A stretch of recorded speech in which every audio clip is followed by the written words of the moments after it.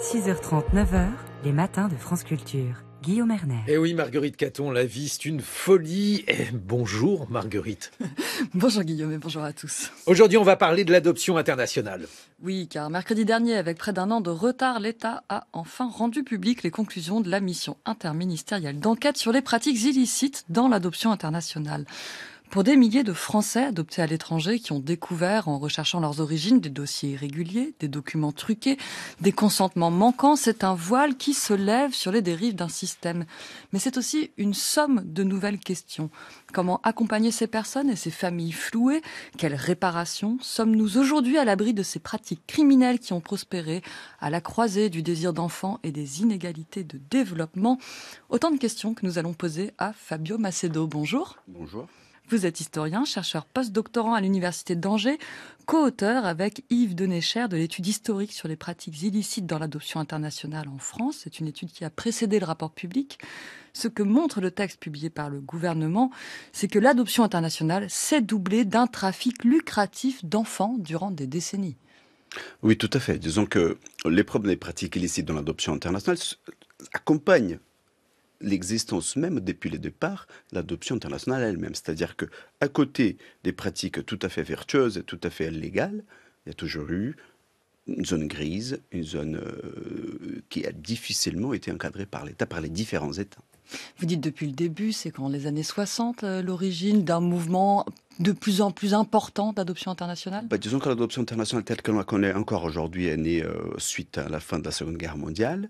Mais elle va prendre effectivement de l'importance avec le développement de la Corée du Sud à partir des années 50, à la fin des années 50, en tant que pays d'origine de ces enfants-là. En France, ça va apparaître d'une façon beaucoup plus importante à partir des années 70 et notamment à partir des années 80 quand ça explose effectivement. Et quand on parle de pratiques illicites, ce qu'on vise le plus, en fait, ce sont des faux consentements de la part des parents biologiques. Je crois qu'on est même allé jusqu'à produire des enfants à destination de l'adoption. On parle de fermes d'enfants au Sri Lanka. Ouais. Dans les cas les plus extrêmes, on est arrivé jusqu'à là, donc jusqu'à ce qu'on appelait en anglais les baby farms, donc les fermes à bébés. Mais ce qu'on a retrouvé, pour le coup, dans notre étude qui a été publiée l'an dernier, ce qu'on a retrouvé de façon la plus récurrente en termes de pratiques illicites, c'était effectivement le manque de consentement de la famille, notamment de la mère biologique, qui se retrouvait notamment dans une précarité sociale, et aussi la falsification des documents d'état civil pour pouvoir justement détourner l'attention sur cet enfant qui était en train d'être adopté et faciliter qu'il puisse avoir un visa, qu'il puisse avoir l'accord des autorités de départ. Est-ce qu'on a l'assurance que ces pratiques, qui ont été qualifiées de systémiques dans le rapport, sont bien derrière nous, Fabio Macedo? Le nombre d'enfants adoptés à l'étranger a considérablement baissé en France. On est à 232 en 2022 contre 5000 environ au début des années 2000. Est-ce qu'aujourd'hui, on peut être certain que toutes les adoptions internationales sont régulières et honnêtes? Ce qu'on peut être certain, effectivement, il y a une baisse très importante du nombre d'adoptions internationales là, depuis une vingtaine d'années. Donc il est beaucoup plus simple aujourd'hui, en quelque sorte, parce que le volume a baissé, d'encadrer et de contrôler les adoptions qui arrivent en France, par exemple. Mais le travail doit toujours être mené. Je pense que là, la mission de l'adoption internationale auprès du ministère des Affaires étrangères fait un très bon travail là-dessus et est très attentive.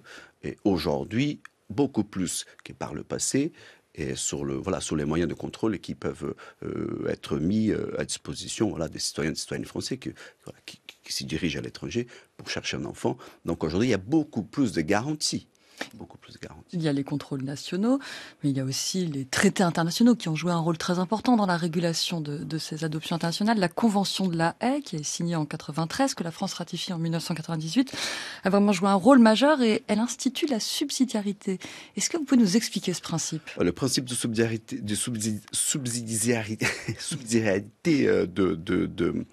prévu dans la Convention de la Haye de 1993, il signifie que les pays de départ des enfants doivent donner la priorité à l'adoption de leurs enfants qui se trouvent sur leur territoire à leurs nationaux, à leur communauté, avant de se tourner vers l'étranger.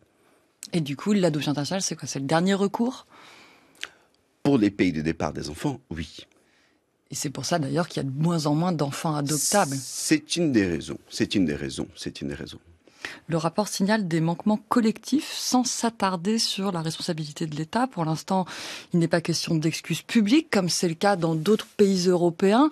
Est-ce que l'État français, et non pas des manquements collectifs, va regarder le fait qu'il n'a pas agi en temps et en heure, qu'il y avait eu des signalements qui n'ont pas donné lieu à des actions ?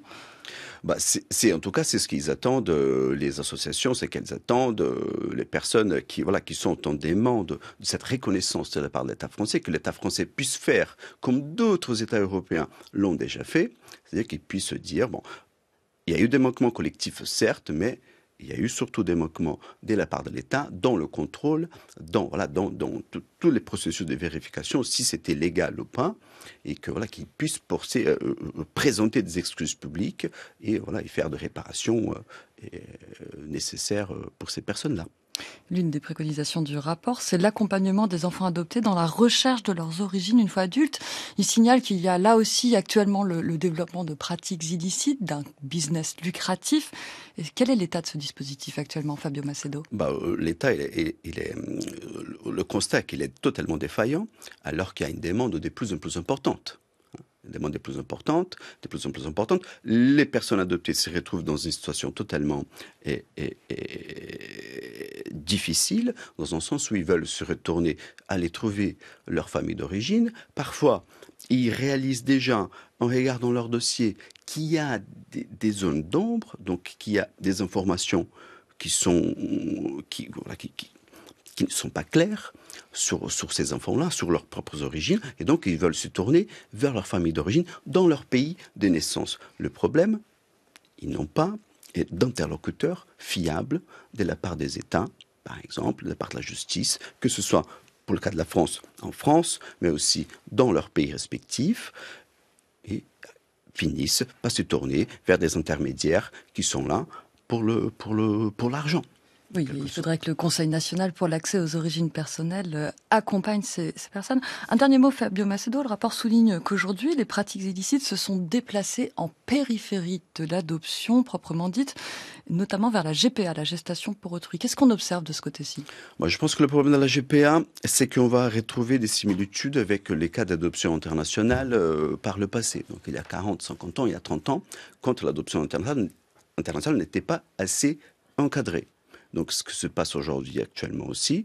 Donc, il manque, par exemple, ce qui a pu permettre à l'adoption internationale de se développer dans des conditions et plus saines. Donc, depuis 1993 et la Convention de l'Haye, il manque un dispositif international, un traité international qui puisse encadrer, par exemple, les GPA et que puisse ensuite, les États puissent mettre les moyens et les dispositifs nécessaires pour mieux accompagner les personnes qui veulent faire usage. Merci beaucoup, Fabio Macedo. Je rappelle que vous êtes historien, chercheur à l'Université d'Angers. Merci. Merci à vous.